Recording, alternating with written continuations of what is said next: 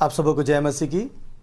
आज सुबह के परमेश्वर के नाम से हम फिर इकट्ठे हो रहे हैं और सुबह की आराधना जो हम प्रतिदिन करते हैं, आज प्रभु हमारे साथ है और आज फिर प्रभु हमारी रक्षा रखवाली करते हुए हमें एक मौका दिए हैं और प्रभु ने हमें एक ऐसा अवसर दिया है कि जिसमें हम अपने जीवन को आज भी बचा सकते हैं। और मेरे मित्रों, अगर हमारे पास कोई पहचान नहीं है, परमेश्वर के लिए कोई पहचान नहीं है, तो आज इस बात को हम देखते हैं कि हम परमेश्वर के लिए कैसे पहचाने जाते हैं। परमेश्वर महान है और हमारा हर एक व्यक्ति का अपना एक पहचान होता है।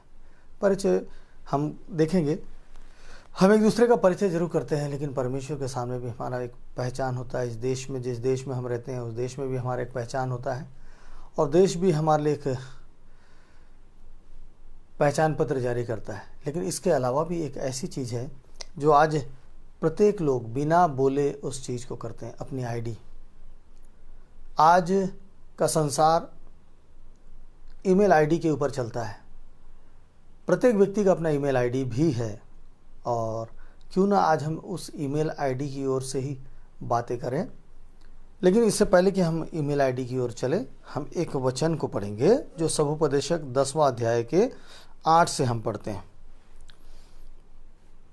जो गड्ढा खोदे वह उसमें गिरेगा और जो बाड़ा तोड़े उसको सर्प डसेगा। जो पत्थर फोड़े वह उनसे घायल होगा और जो लकड़ी काटे उसे उसी से डर होगा। यदि कुल्हाड़ा थूथा हो और मनुष्य उसकी धार को पैनी न करे तो अधिक बल लगाना पड़ेगा, परंतु सफल होने के लिए बुद्धि से लाभ होता है। तो आज हम इस बात को हम देखने जाएंगे कि यहाँ पे सारी बातों को तो हमने पढ़ा और अधिकांश इन मुहावरों को हम इस्तेमाल भी करते हैं और हमें पता भी नहीं है कि मुहावरे कहाँ से आए हैं। तो ये मुहावरे बाइबल से हैं कि जो गड्ढा दूसरे के लिए खोदेगा वो उसमें गिरेगा। ऐसे बहुत सारे मुहावरे हैं जो पवित्र शास्त्र से आए हैं। लेकिन आज हम देखने जा रहे हैं, परंतु सफल होने के लिए बुद्धि से लाभ होता है। सफल होने के लिए बुद्धि से लाभ होता है। आइए हम प्रतिदिन के तरह आज भी एक कहानी में चलते हैं और एक बेहतर, एक खूबसूरत कहानी जिससे हम इस बात को समझेंगे। एक गरीब बालक था, गरीब लड़का था। उसके परिवार में बहुत सारी समस्याएं थी। वो लड़का कम पढ़ा लिखा था। अब वो अपने लिए काम ढूंढ रहा था क्योंकि उसके परिवार को चलाने के उसको बहुत मेहनत करना पड़ता था।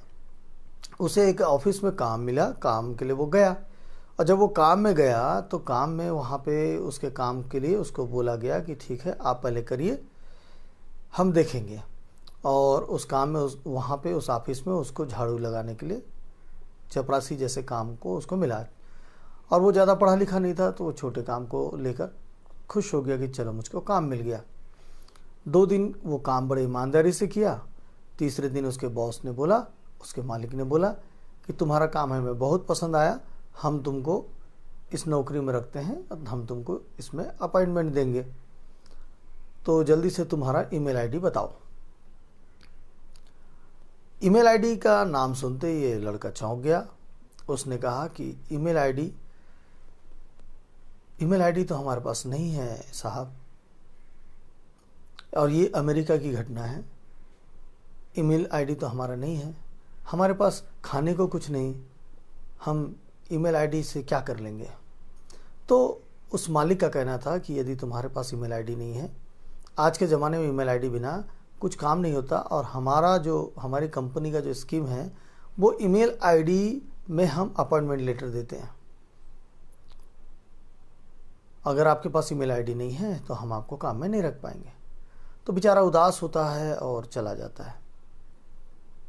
उसे लगता भी नहीं कि ईमेल आईडी कोई मेरे काम की चीज़ है, मैं क्या करूँगा, न मेरे पास कंप्यूटर है, न मेरे पास ऐसे मोबाइल है। अब वो सोचता हुआ चला जाता है, चलो कोई काम देखेंगे। और जब जाता होता है, वापस लौटता होता है, तो देखता है कि एक घर के सामने एक बुजुर्ग महिला निकली हुई है। सब्जी वाला उसके पास सब्जी बेच रहा है वहाँ पे, और वो उससे टमाटर मांगती है और देखती है कि उसके पास टमाटर नहीं है और इसको टमाटर की बहुत आवश्यकता थी। टमाटर नहीं है। और ये वो स्थिति को देखता रहता है, तो उसके दिमाग में तुरंत उसकी बुद्धि काम करती है। वो तुरंत क्या करता है, अपने जेब में पैसे देखता है, जेब में कुछ पैसे रहते हैं, वो क्या करता है, तुरंत बाजार जाता है, बाजार से टमाटर लेके आता है, उस महिला के घर के बेल को बजाता है और बोलता है कि आपको टमाटर चाहिए। वो महिला कहती है कि हाँ मुझे टमाटर चाहिए, मुझे टमाटर की आवश्यकता है। तो वो बोलता है कि ये टमाटर आपको इतने दाम में मिलेगा। वो महिला तुरंत खरीद लेती है, इसको तुरंत फ़ायदा हो जाता है। तो इसको ये लगता है कि क्यों ना मैं यही काम करूं, बाकी जगह तो ईमेल आईडी लगेगा। वो फिर उस पैसे को लेता है, उस पैसे से फिर वो बाज़ार जाता है और टमाटर लेता है, फिर आगे बढ़ जाता है, फिर वो बेचता है। ऐसे करके वो शाम तक जब घर लौटता है तो कुछ पैसे उसके पास ज़्यादा हो जाते हैं। वो उसमें से दूसरे दिन के लिए टमाटर खरीदने के लिए पैसा रख लेता है और बाकी से वो अपने घर की ज़रूरत आवश्यकताओं की चीज़ को ले जाता है, जिससे उसके घर में उस दिन का भोजन तैयार हो। और ऐसा करता जाता है, निरंतर करता रहता है, और उससे वो व्यक्ति बहुत जल्दी एक बहुत बड़ा व्यवसायी बन जाता है। उस टमाटर के बिजनेस में एक बहुत बड़ा व्यवसायी बन जाता है। वो क्या करता है, पहले तो ठेला लेता है, फिर उससे गाड़ी लेता है, फिर 2 गाड़ी, फिर ड्राइवर रखता है। ऐसे करके वो धीरे धीरे करके बढ़ जाता है, बहुत बड़ा हो जाता है। और उसके बाद उसने अपनी शादी भी कर लेती है और बच्चे भी हो जाते हैं। अब उसे ऐसा लगता है कि जब सब कुछ हो गया है तो क्यों ना मैं अपने परिवार के लिए एक इंश्योरेंस करा लूँ।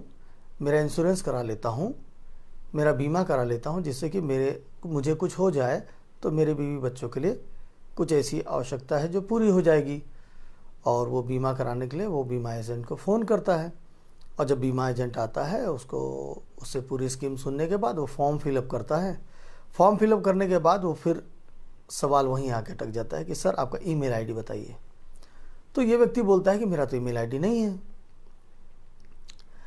तो वो बीमा एजेंट बोलता है क्यों मजाक कर रहे हैं सर, आज तो सबके पास ईमेल आईडी होता है, आपके पास नहीं है। तो वो बोलता है मैं मजाक नहीं कर रहा हूँ, मैं मजाक नहीं कर रहा हूँ। तो ये जो बीमा एजेंट है बोलता है कि अगर आपका ईमेल आईडी होता तो आज आप कहाँ से कहाँ होते। और जैसे ये बात बोलता है तो ये व्यक्ति बोलता है कि अगर मेरा ईमेल आईडी होता तो मैं आज किसी ऑफिस में चपरासी होता। वो व्यक्ति बीमा एजेंट चौंक जाता है, इतना बड़ा व्यक्ति ऐसी बात क्यों कर रहा है। तो ये उसको बताता है कि अगर मेरी ईमेल आईडी होती तो मैं ये काम करता होता, आज मेरी परिस्थिति ये है। वो अपने ईमेल आईडी के पीछे नहीं, वो अपने सफलता के पीछे चला गया। वो अपनी बुद्धि की बात को सुना और उस बात से वो बीमा एजेंट भी चौंक गया। और ये बात सही है, अगर उसके पास ईमेल आईडी होता तो आज ये इतना बड़ा व्यवसायी नहीं बन पाता। तो अपना पहचान, अपनी बुद्धि दोनों अलग अलग बात है। पहचान अलग अलग चीज़ों की है, पहचान की बातें अलग अलग है। यहाँ हमने जब पढ़ा था कि परंतु सफल होने के लिए बुद्धि से लाभ होता है, सफल होने के लिए बुद्धि से लाभ होता है। किसी सांसारिक ईमेल आईडी की ज़रूरत नहीं है या सांसारिक परिचय की ज़रूरत नहीं। आपका स्वयं का परिचय आपकी बुद्धि आपको देती है, स्वयं का परिचय बुद्धि आपकी देती है। आपको मालूम, शैतान भी आपको पहचानता है, शैतान भी आपको पहचानता है, शैतान की शक्तियाँ भी आपको पहचानती है। वो जानती है कि मुझे किसको छूना चाहिए, किसको नहीं छूना चाहिए। और ऐसी एक घटना हुई थी जो पवित्र शास्त्र में लिखा हुआ है। और ये जो घटना है, ये घटना को अगर हम पढ़ते हैं, ये घटना बड़ी ही बेहतरीन घटना है और इसको हम थोड़ा सा ज़्यादा दूर से पढ़ेंगे ताकि आप अच्छे से समझ सकें। यह है प्रेरितों के काम 19वां अध्याय और उसके हम 11 से पढ़ते हैं। परमेश्वर पौलुस के हाथों से सामर्थ के अनोखे काम दिखाता था। परमेश्वर पौलुस के हाथों से सामर्थ के अनोखे काम दिखाता था, यहाँ तक कि रुमाल और अंगोछे उसकी देह से स्पर्श कराकर बीमारों पर डालते थे और उनकी बीमारियां जाती रहती थी और दुष्ट आत्माएं उनमें से निकल जाया करती थी। परंतु कुछ यहूदी जो झाड़ा फूंकी करते फिरते थे, यह करने लगे कि जिनमें दुष्टात्मा हो उन पर प्रभु यीशु का नाम यह कहकर फूंके, जिस यीशु का प्रचार पौलुस करता है, मैं तुम्हें उसी की शपथ देता हूँ। कैसा करते थे कि जिस यीशु का प्रचार कौन करता है? पौलुस करता है। मैं तुम्हें उसी यीशु की शपथ देता हूँ।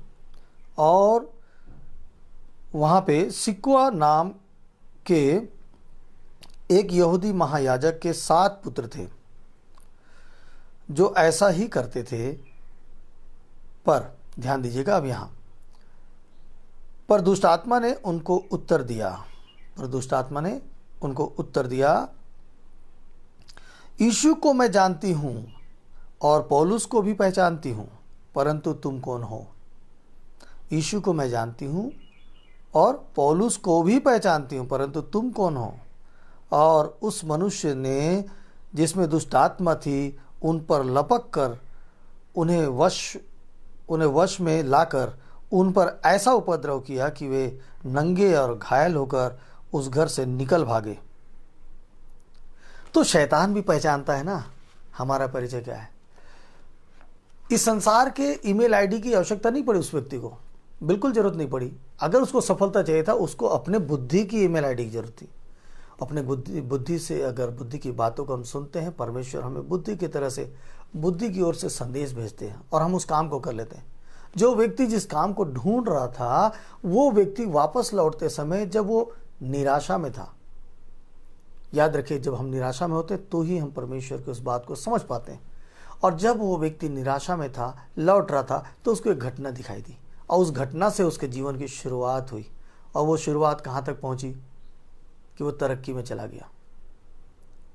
लेकिन इस संसार का ईश्वर सुरक्षा के लिए आपको आपके आईडी को पूछता है, आपके पहचान को पूछता है, क्योंकि यहां हमने पढ़ा, क्या पढ़ा कि हम यीशु को भी जानते हैं, पौलुस को भी जानते हैं, तुम कौन हो? शैतान हमको पहचानता है, हमारे आईडी की पहचान होती है। परमेश्वर के हम अगर जन हैं तो हमारा पहचान होगा, तो हमारा पहचान होना चाहिए।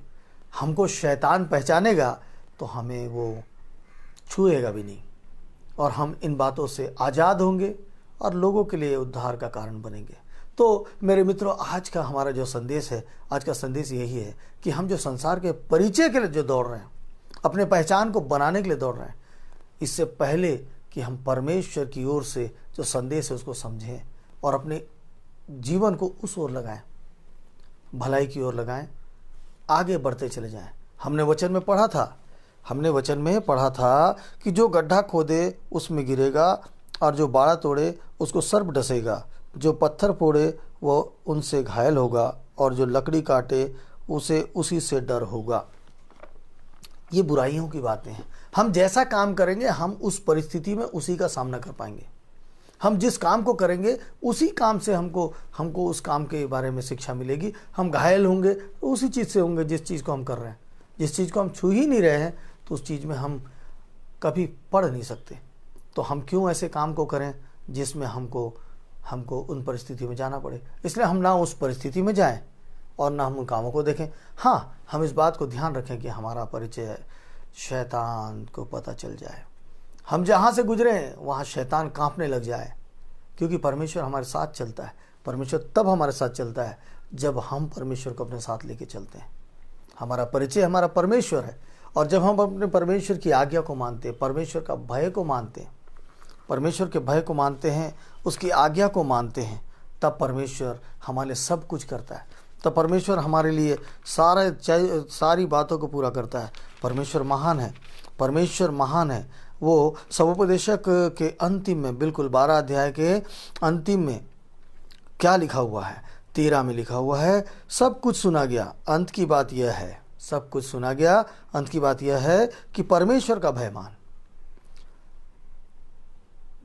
किसका भय मान? परमेश्वर का भय मान और उसकी आज्ञाओं का पालन कर। परमेश्वर का भय मान और उसकी आज्ञाओं का पालन कर, क्योंकि मनुष्य का संपूर्ण कर्तव्य यही है।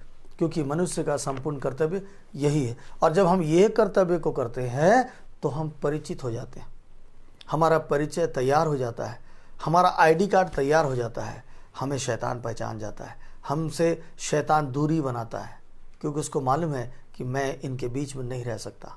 तो आज जो हम शिक्षा पाए हैं अपने परिचय के लिए, तो इस परिचय के लिए सबसे प्रमुख बात क्या थी? सबसे प्रमुख बात ये थी, सबसे प्रमुख बात यही है कि परमेश्वर का भय मान और उसकी आज्ञाओं का पालन कर। परमेश्वर का भय मान और उसकी आज्ञाओं का पालन कर। आज्ञा परमेश्वर की ओर से मिलेगी। उस व्यक्ति को आज्ञा मिली, उसने देखा, उसके सामने सारी बातें सामने आई। जो नौकर बनने वाला था वो आज साहूकार बन गया। तो परमेश्वर हमें यहाँ किसी का नौकर बनाने नहीं आया, नहीं भेजा। हमको लोगों से प्रेम करने भेजा, हमको लोगों की समस्या को दूर करने भेजा, लेकिन हमें भी ऊंचा उठा कर रखा है।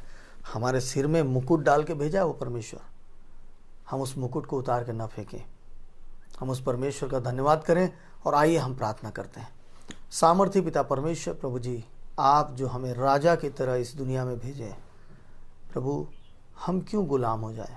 इस संसार का ईश्वर जिसे शैतान कहते हैं, जो अपने बंधनों में गुलाम बनाता है, मेरे प्रभु यीशु मसीह और पिता परमेश्वर, वो गुलाम बनाकर हमें ऐसे गड्ढे में ले जाता है पिता परमेश्वर, जिस गड्ढे से हमें निकलना भी मुश्किल होता है।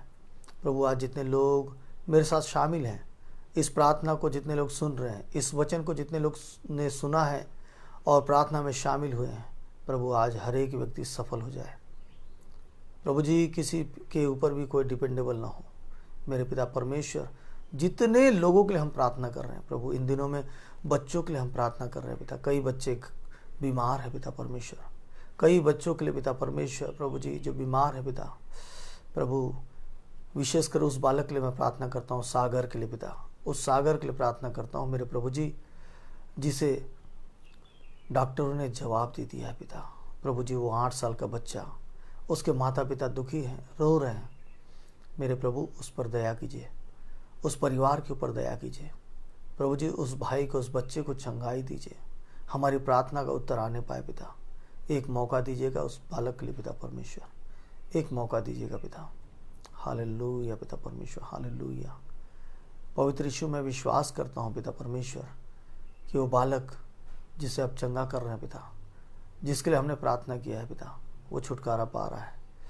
मेरे प्रभु जी, आपका अद्भुत काम, जैसे कि पौलुस के काम को हमने देखा, वैसे ही पिता परमेश्वर आप अपने चाहने वालों के पास ये सामर्थ को देते हैं ताकि शैतान पहचान जाए और शैतान भाग जाए। उस परिवार से शराब को दूर कर दो पिता और चंगाई दो। मेरे प्रभु यीशु मसीह, आज जितने लोग पिता परमेश्वर आपकी ओर ताक कर प्रार्थना कर रहे हैं प्रभु, मांग रहे हैं, उनके सारे लोगों की प्रार्थना को सुनना, हर एक को पिता परमेश्वर उनके समझ के अनुसार पिता परमेश्वर उनको ज्ञान और बुद्धि दीजिए पिता, ताकि सफल हो जाए। हर एक विरोध की आत्माओं को दूर कीजिए पिता परमेश्वर। प्रभु हम एक दूसरे से प्रेम में बन जाए पिता। प्रभु जी हम प्रेम में बन जाए। हम जानते हैं मेरे पिता परमेश्वर कि हम आपके पवित्र मंदिर हैं, हम जीवित पवित्र मंदिर हैं पिता परमेश्वर, हम जीवित पवित्र मंदिर हैं प्यारे पिता परमेश्वर। फिर भी आराधना भवन पिता परमेश्वर, हालेलुया, स्तुति हो पिता। फिर भी आराधना भवन हमारे लिए जरूरी है पिता। प्रार्थना का भवन हमारे लिए जरूरी है मेरे प्रभु यीशु मसीह, प्रार्थना का भवन जरूरी है प्रभु। इन दिनों में पिता परमेश्वर कई ऐसी शक्तियां हैं पिता जो एक दूसरे से प्रेम नहीं करके नफरत कर रहे पिता। कई भवनों के अंदर पिता अत्याचार हो रहा है, तोड़ दिया जा रहा है पिता। प्रभु उनके बीच में प्रेम डालिए पिता, ताकि वो समझें अब प्रभु जी अपने जीवन को बचा लें। परमेश्वर भवन को नहीं, हमें को बचाने के लिए ये वचनों को देते हैं प्रभु।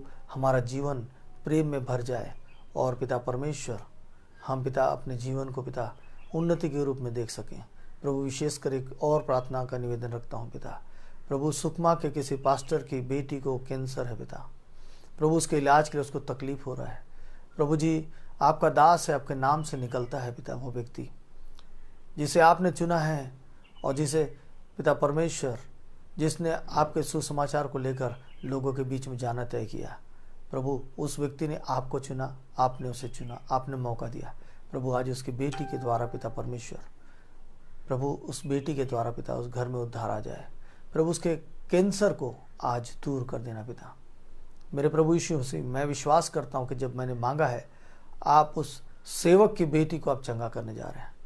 प्रभु जी, उसके कैंसर को दूर करना पिता, कैंसर को दूर कर देना। वो कैंसर नाम का शैतान उसके शरीर से निकल बाहर हो जाए। प्रभु जी, निकल बाहर हो जाए। प्रभु जी, वो कैंसर शैतान निकल जाए और वो बेटी चंगी हो जाए। प्रभु, किसी के सामने उनको हाथ फैलाना ना पड़े पिता परमेश्वर, दया करना पिता, दया करना। प्रभु, आज का संदेश था पिता, किसी के सामने हाथ फैलाने की आवश्यकता नहीं थी। वैसे ही पिता परमेश्वर उस परिवार के लिए भी ऐसा कीजिएगा। प्रभु, हम सबों को पिता संभालिए और हम सबों की रक्षा सुरक्षा आपके हाथ में है। बस ये चाहते हैं पिता कि हम दिन भर जो जीवन बिताते हैं पिता, उसमें आपकी महिमा को हम देख सकें, लोगों के लिए प्रार्थना करें और वे छुड़ाए जाएं। आज आपने फिर से प्रार्थना को सुना है और हमें एक बहुत खूबसूरत वचन दिया जिससे हम अपनी बातों को समझ सकते हैं। इसलिए हम आपको लाखों बार धन्यवाद देते हैं। आपके पवित्र मीठे नाम से मांगते हैं, आमीन आमीन आमीन आमीन।